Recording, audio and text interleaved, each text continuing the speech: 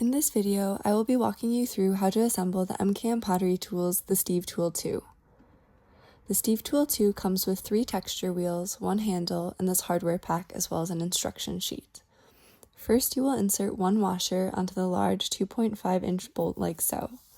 Next, pick up your 3 texture wheels. I'll be showing you how to set them up in the in-sync locked position. Each wheel has 2 holes in it, one below a valley and one below a peak in each wheel.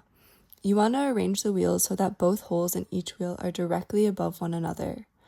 Once they're in position, you can take the 2.5-inch bolt and insert that through the center of the wheels. Next, while holding them in place, you'll take the truss head screw and insert it through all 3 wheels via one of the holes. You might have to readjust slightly at this point. Flip everything over and secure the truss head screw with the small nut from your hardware package.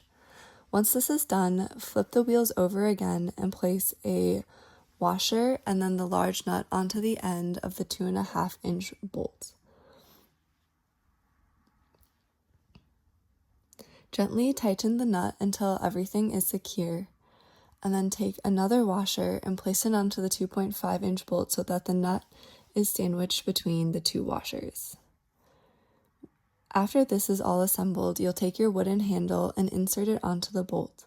Take your last washer and put it on, and then thread your wing nut onto the bolt to hold everything in place. Tighten the wing nut against the head of the 2.5-inch bolt to ensure it doesn't loosen as you're using the tool. And then once all of that is assembled, your tool is finished. The texture wheel should spin as one unit and without resistance if you've successfully assembled the tool.